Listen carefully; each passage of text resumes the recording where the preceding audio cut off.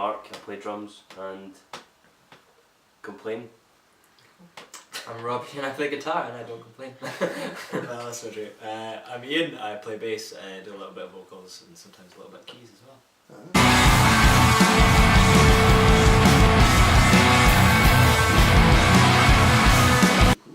How did you guys all come together then? Well, I guess it all kind of started from a project that Mark started a couple of years ago. So he had like an album's worth of material, and then me and Mark went to uni together. We used to be in a band together and stuff as well a long time ago. So we kind of knew each other from that already, and then I've known Robbie since Ages, man. even longer back home. So Mark was looking for musicians to kind of join this project that he was doing, and then he asked me to do it, which I was very happy to give it a shot. And then I said yeah, and then we got Dan in, who's the other guitarist as well. He's not here today unfortunately, but just because he was a great fit and he'd been in kind of similar bands and stuff before. And then after that we needed another guitarist, so we got Robbie. Yeah. And that was it really. Cool. Could you describe the sound of Mountains Under Oceans in 5 words? 5 words. 5 words. Right. It's gonna have to be. No pressure. Right. Okay. Ambience, heaviness. That's 2. That's not mine, Robbie. Right. They're good words. I'm trying to be like kind of You got 3 more, serious as come possible. on. You can do this. So ambience, heaviness, beefy, chunky, Pretentiousness. in your face. No, yeah, that's it really. No, got it. I think you went over I went over it, but you get the idea. Yeah, something like that. Yeah. Nice. What would you say are some of your major influences, kind of in the way you do music, in the way you are as a band, that kind of thing? In terms of like other bands and stuff? Or? Yeah. We've got a lot of different influences, I guess. None of us listen to the same music. Because some of it's more ambient than the other stuff is more kind I of think, heavy. yeah. That balance. There's a lot of like ambient electronic kind of stuff, and then there's kind of big progressive heavy bits. So I guess like bands like ISIS and Periphery are a big kind of thing, and then we've got like Gods and Astronaut, Yeah. Vessels, Mogwai type Hammock. stuff going on as well. Yeah. Ah, This is a weird kind of mashup of stuff. But a whole mix of things. yeah, exactly. Yeah, Yeah, it's cool. So you Keeping need- it interesting. Something like that. Trying to. Not always succeeding, but yeah. Well, you've got an EP coming out, putting all this mishmash of stuff together onto Yeah. a finished thing. Can you tell us a little about what that might be like and how you went around recording it? I can't even describe how it sounds. I didn't remember that far back. I remember how we It's recorded intense, it. so intense. We wrote all of the music. Well, as Ian was saying, I'd written a lot of stuff, but you know it was all shit, so we got rid of it, and so we wrote more stuff, and we went and recorded the drums down at Soundshape Productions, which is run by James Mackenzie in Greenock. He plays for Temper Cam as well. So yeah, we went and recorded it with him. It's really good. Did all the drums down there. Came back up the road and just left the guys to record all the guitar parts themselves at Ian's. So Cool. Ian's a It's genius. a different section. Don't know about that, but yeah, most of it was kind of self-recorded because Yeah. I've got a kind of recording set up in my flat, so Yeah. it just makes it easier. You get more control over it as well, so and we're not kind of watching the clock, so Yeah. it kind of just give us a bit more freedom to do what we wanted to do, I guess, and try stuff out. But We had time because we were confined to the studio. Yeah. sort of time, More so- relaxed. Definitely. so I mean, We the needed EP, the EP itself is like 4 tracks. Yeah. The idea is that they all kind of flow into each other, so it's sort of one big piece of music, which is kind of how we do our live sets as well. Yeah. Because we hate awkward chat, so we try and leave that out for the most part because we're not very good at it. You So, start. No, you start. yeah, exactly. So we kind of just play it like one continuous piece of music. That's the plan anyway. Cool. What are your plans then after the EP? Moving on, your plans for 2014? This is where we need Dan, our promo Yeah. guy. We don't. The three of us don't know. Everything about this band is just Yeah. show up. Well, we've got a couple of shows kind of lined up for February, the next kind of few months as well. We're doing a big show with Accorder playing our EP launch up in Aberdeen at the Lemon Tree as well for their album launch, so that should be cool. Got a couple of tours in the works and things like that as well. We're hoping to go back into the studio pretty soon, actually, Yeah. probably in the next couple of months. Which we're not really going to say much about yet, but we've got some stuff that's Yeah, kind we've of got ready some to new go. stuff. So Yeah, we've already started working on new material and things like that. So it's, yeah, it's all there. It just needs. We'll do the EP launch and then take it from there. Yeah. We've got this EP and it's just like we've got 5,000 other bits of music in our heads. So much where music floating about. Yeah, it's just mental, like so absolutely plenty to do. No shortage of material. Yeah. Nice. What do you think about the current music scene in Scotland? Just in kind of general terms. I think right now it's like It's not as there's high, I think. so many good bands in Glasgow. I mean, Yeah. for us, like our EP launch, even we're doing it all ourselves because it gives us more freedom again. So we picked like 3 of our favourite bands in Glasgow, but I mean, we had a list like this size of bands that we could have had on it that we would have loved to. Not all of them could make it, obviously. So we could have just put on a festival. That would be great. I know. That'd be amazing. Actually. But I think right now, especially in the kind of I guess alternative type scene, there's such a good music scene. But even aside from that, I mean, there's so many talented musicians in the country. And the Scottish music scene in general is getting a lot of notice from kind of further out, so it's doing really well, I think. I think so. There's a lot of talent here, definitely. Not necessarily on this couch, but No, there's absolutely none on this couch, but we're not talking about it. Do you think then bands like yourselves and then smaller bands like you were saying, Shams and Us for instance, that just started, do you think there's an opportunity for new bands to kind of push through and find a place within this scene? Definitely.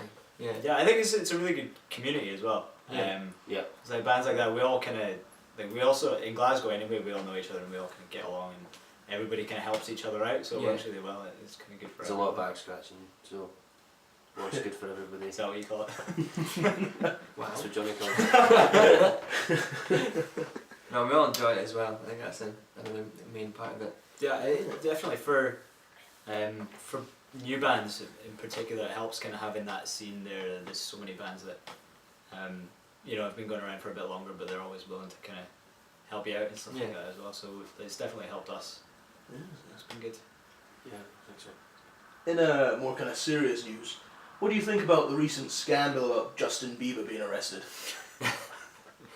Idiot.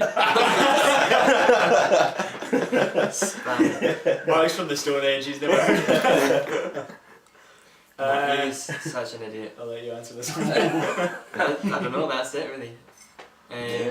He's just I don't know why you do that, because he's ruined it for everyone. as in the, He's ruined DUIs for everybody. It used to be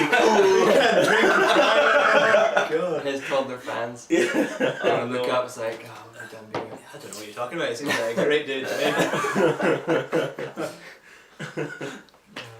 Fast and Furious. Is that the kind of role model that you think young musicians should be? Yeah. Are you guys risk takers and rebels? And This guy is, check. That's a risk. Breaking the law with that. Yeah, well, he's kind of your hero, isn't he? Yeah, I asked about influences earlier, it didn't come up. Yeah, well, there's a lot of things you don't know. there's a lot of stuff that we chose not to talk about. Under the surface here. Exactly. We won't start on the Backstreet Boys. Well, next time we'll leave Right, that. okay. What do you guys think, Download or Sonosphere Festival? I've got a thing for Download. I mean, I say that I've not been for years. In fact, the lineup's kind of been consistently shit for the last few years, but like I always went when I was a lot younger, so I've never been to Sonosphere. I'm sure it's awesome, but for me, Download, definitely. Everyone I've got fond memories.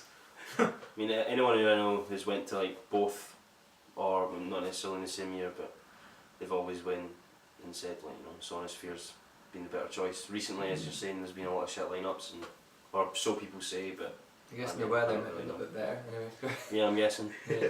Worth the trip, probably. Yeah. I think both of them are so guilty of just putting on the same lineups over and over again. Probably, Like, yeah, actually, you're right. like Metallica again.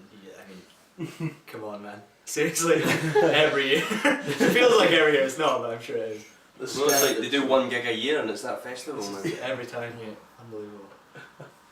Got to keep the rent somehow. Yeah. Keep the Yeah. ball rolling. Yeah, I mean, I wouldn't turn either of them down. Let's put it that way. We'll happily play. Definitely. Jeez. Would you rather be a Jedi or a Pokemon trainer? That's Jedi. a big question. Qui-Gon Neeson, man. He's like, I was having this discussion last night. Like, Liam Neeson, Qui-Gon Jinn, is the best Jedi in the whole of the Star Wars franchise. It's just, he's the only one who's actually good at being a Jedi, but he's an innovator in being a Jedi as well, because he's like, Yoda, fuck you, man. I'm training this kid. Yeah, He's got his own style. he's in the shittest film. Yeah, that was It's a a shit waste. film, but he's the best, he's, you know, the best Jedi, in my Yeah. opinion. In your opinion, yeah. Yeah. I don't know. Yeah, I think being a Pokemon trainer, I would get too confused because there's so many of them now. Oh, I know. Yeah. I wouldn't know where to start. Isn't there like 750 or... I don't know. There's like a million there. I remember 150, I was like, holy shit. See, 150 was fine, but Yeah. taking the piss. 250 Well, can handle as There's well. nearly that many Star Wars movies by the time they're Yeah. done as well. When Disney's through. Yeah, exactly. Milked it dry. Yeah, I think it's been milk dry a long time ago. Yeah. This is true. Talking about kind of download Sonosphere lineups and things, what would your ideal gig lineup be? Like if you could pick your perfect bands. Backstreet Boys. Yeah. Backstreet Boys, Justin Bieber. Yeah, all that stuff. Beach Boys, you know.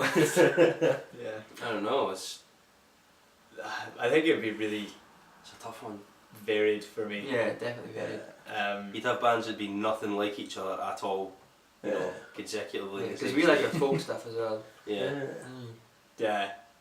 Yeah, I'd have like a lot. You could Yeah, have I different just- stages and things though. Like I'd have like the kind of like Bon Iver, Ben Howard type thing going on Yeah. over there. That'd be cool. And then I'd have like a metal stage that'd be like Periphery and an ISIS reunion.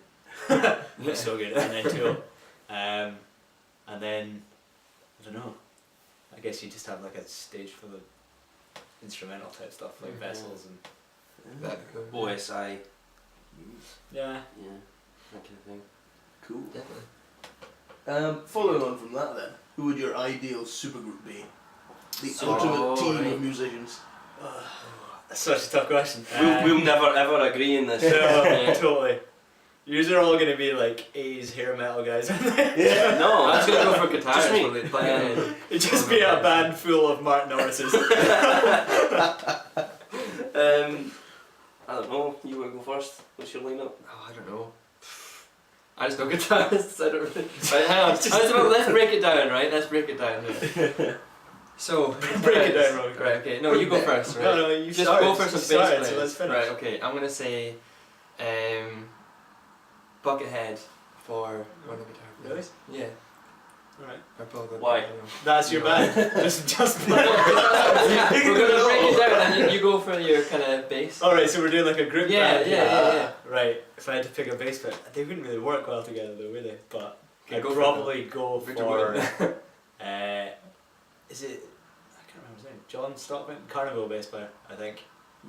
He's Well, that'd pretty be awesome. insane. Yeah. What about a drummer? I don't know any drummers. I just know keyboard players. Um, I'm pretty sure you could program the keyboard. Yeah, four yeah, times. exactly. That's how we operate. Everyone's programmed, they're not actually doing anything. Just have an electro set with Buckethead in that. That'd be so funny. I'm pretty sure it'd be up for it. One of Yeah. his 9 Oh, yeah. albums a year. He's weird like that. That's a really tough one actually. You've put Too far many too good much ones. thought into this. I know, It's so easy. Ringo. We're gonna get the pen Ringo. right for it. No, give me Naveen Coppervice, formerly of Animals, as leaders, I would say. Nice. That'd be cool. That That's guy's- That would be a Incredible. ridiculous band. Yeah, they actually would. Who we had? Let's throw Maynard in for vocals. Yeah. Just